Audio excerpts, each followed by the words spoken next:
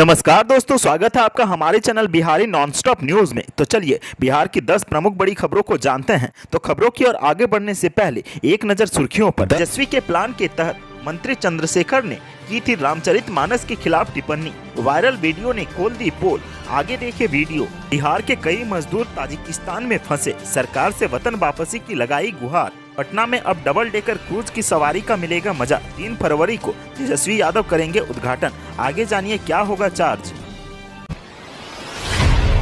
रामचरितमानस के खिलाफ बयानबाजी कर पूरे देश में विवाद खड़ा करने वाले बिहार के शिक्षा मंत्री चंद्रशेखर पूरी प्लानिंग के तहत इस काम को अंजाम दे रहे हैं। शिक्षा मंत्री चंद्रशेखर और राजद के राष्ट्रीय उपाध्यक्ष उदय नारायण चौधरी के बीच बातचीत के एक वायरल वीडियो ने इसकी पोल खोल दी है। रामचरितमानस के खिलाफ बयानबाजी राजद की प्लानिंग थी। शिक्षा मंत्री उसी प्लानिंग के तहत बयानबाजी कर रहे थे। बिहार के शिक्षा मंत्री चंद्रशेखर और उदय नारायण चौधरी के साथ बातचीत का वीडियो वायरल हुआ है। ये बातचीत तब हुई जब राजद के राष्ट्रीय उपाध्यक्ष उदय नारायण चौधरी जमुई संसदीय क्षेत्र के सिमुलतला में राजद समर्थकों के साथ बैठक कर रहे थे। भरी बैठक में उन्हें लाउडस्पीकर पर फोन कर बिहार के शिक्षा मंत्री चंद्रशेखर को कॉल लगाया। 2 दिन पहले जमुई में लोकसभा चुनाव की तैयारी में लगे आरजेडी के राष्ट्रीय उपाध्यक्ष और पूर्व स्पीकर उदय नारायण चौधरी पार्टी के कुछ नेताओं के साथ बैठे थे। पार्टी के लोगों ने ही आग्रह किया कि शिक्षा मंत्री चंद्रशेखर को फोन कर आमंत्रित करे और वहां किसानों की तरफ से दान दी गई जमीन पर स्कूल खोले जाने का आग्रह करे। इसके बाद शिक्षा मंत्री को फोन मिलाया गया। चंद्रशेखर अपनी पार्टी के राष्ट्रीय उपाध्यक्ष के सामने वहां बैठे लोगों को ट्रेनिंग देने लगे कि कैसे रामचरितमानस के बहाने स्वर्णों पर हमला बोलना है।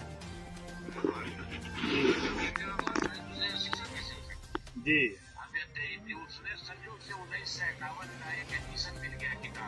जी जी लक्ष्मण यादव ने जो है वो यूपी वाले यूनिवर्सिटी प्रोफेसर जी जी आप 100 बरस पुराना खोजिए, अगर कोई गाना रामचरितमानस जी मिल नहीं गया था ना, जगा दिया जी हम भिजवाते हैं। कोई बात ये है कि लोगों को ये कहना है कि साहब भगवान राम जी सब्जी के दूध में खाए, इसका मतलब उनका संदेश है कि जाति पाति खत्म। जी भगवान के जिस ऊपर जो है तो क्या संदेश है कि जाति पाति खत्म करो, ये बेड़ा गर्क कर देगा। लेकिन सबरी का बेटा जीतन अंबानी को मंत्री बन के मधुबनी मंदिर गया साहब, तो पाखंडियों ने उसको गंगा जल से धोकर के पवित्र किया। उस समय धर्माचार्य लोग कहाँ बैठे हुए थे? जी लेकिन उस समय जी किसका क्यों नहीं करना चाहिए था पुरोहितों का? रामनाथ कोविंद राष्ट्रपति बन करके गए जगन्नाथपुरी मंदिर में पत्नी को लेकर के, क्यों नहीं घुसने दिया गर्मी में? जी जी तो तुम जाति बना के रखना चाहते हो, अछूत बना के रखना चाहते हो, मंदिर में घुसने नहीं देते हो और हमसे चंदा लेना चाहते हो, हमसे वोट लेना चाहते हो। ये तो नहीं चलने वाला है। तब देश में ये बस का मुद्दा बन जाए। इस ढंग से बोलने से ना लोग नाराज नहीं होगा, जो भगवान को तो बचा के चलिएगा ना, क्योंकि हिंदू समाज है। जी जी हार्ड लाइन लीजिएगा तो लोग गुस्सा हो जाएगा। हम लेते भी नहीं हो ढंग से, इसलिए हम लोग रामचरितमानस के जो अंश है उस पर हम चर्चा की।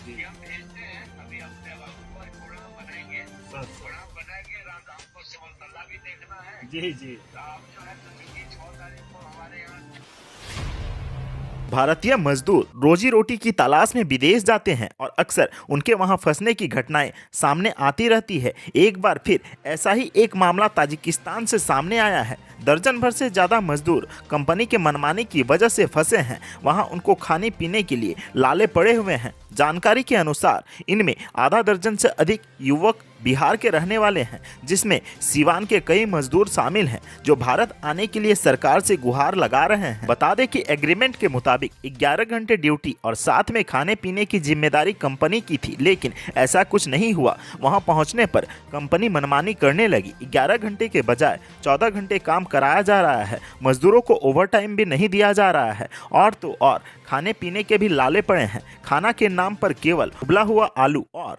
चावल, साथ में पीने के लिए पहाड़ों से बहने वाला गंदा पानी दिया जाता है, जिससे कई मजदूर मानसिक और शारीरिक रूप से बीमार पड़ गए हैं। मजदूरों को बात करने के लिए न तो सिम दिया गया है और न ही उन्हें परिजनों से बात करने दिया जा रहा है। जानकारी के अनुसार ताजिकिस्तान में फंसे भारतीय मजदूरों में आधा दर्जन से अधिक मजदूर बिहार के हैं। ये वतन वापसी के लिए सरकार से गुहार लगा रहे हैं। बिहार के लोग अब गंगा नदी में पार्टी मस्ती करने के लिए तैयार हो जाएं। अब उन्हें गंगा विलास क्रूज में सैर करने का मजा मिलने वाला है। अब डबल डेकर एमवी कौटिल्य विहार क्रूज गंगा नदी में सैर कराने के लिए पूरी तरह से तैयार कर लिया गया है। इसको लेकर एमवी कौटिल्य विहार क्रूज को अंतर्देशीय जलमार्ग प्राधिकरण में एनओसी मिल गई है, जिसके बाद अब 3 फरवरी को इसका उद्घाटन होगा। इसका उद्घाटन खुद बिहार के उप मुख्यमंत्री और पर्यटन विभाग के मंत्री तेजस्वी यादव करेंगे। मिली जानकारी के अनुसार पटना में अगर आप क्रूज की सवारी का आनंद लेना चाहते हैं तो 3 फरवरी से ये सेवा शुरू हो जाएगी। डबल डेकर एमवी कौटिल्य विहार क्रूज गंगा नदी में सैर कराने के लिए अब तैयार है। यह क्रूज राजधानी पटना के गांधी घाट से रवाना होगा। इस क्रूज पर सैर करने के लिए वयस्क व्यक्ति को 300 रुपये प्रति घंटे का शुल्क देना होगा, तो वहीं 3 से 6 साल उम्र के बच्चों को प्रति घंटा 200 रुपये और 6 से 12 वर्ष उम्र के बच्चों को प्रति घंटा 250 रुपये लगेगा। टैक्स भी इसी राशि में जुड़ा हुआ होगा, वो अलग से नहीं लगेगा। इस क्रूज का परिचालन सुबह 11 बजे से रात के 10 बजे तक होगा। नीतीश कुमार के खिलाफ मोर्चा खोलकर बैठे राजद विधायक सुधाकर सिंह ने अपनी पार्टी के शो कॉज नोटिस का जवाब दे दिया है। सुधाकर सिंह ने 5 पन्नों का जवाब राजद के राष्ट्रीय प्रधान महासचिव अब्दुल बारी सिद्दीकी को भेज दिया है। सुधाकर सिंह ने कहा है कि उन्होंने ऐसा कोई काम नहीं किया है जिससे राजद को कोई नुकसान हो। हालांकि सूत्रों से मिल रही जानकारी के मुताबिक सुधाकर सिंह ने अपने जवाब में कहा है कि उन्होंने ऐसा कोई काम नहीं किया है जो पार्टी लाइन के खिलाफ हो। वे तो पार्टी को मजबूत करने के लिए अभियान चला रहे हैं। पार्टी के अनुशासन के दायरे में रहकर ही वे गरीबों किसानों के हित की बात कर रहे हैं। सुधाकर सिंह ने पार्टी नेतृत्व को ये बताया कि वे बार बार अपने भाषणों में इसका जिक्र कर रहे हैं कि लालू प्रसाद यादव और राबड़ी देवी के मुख्यमंत्री रहते कैसे गरीबों, पिछड़ों और किसानों के हित में काम किया गया। ऐसे में उन पर अनुशासनहीनता का कोई मामला नहीं बनता है।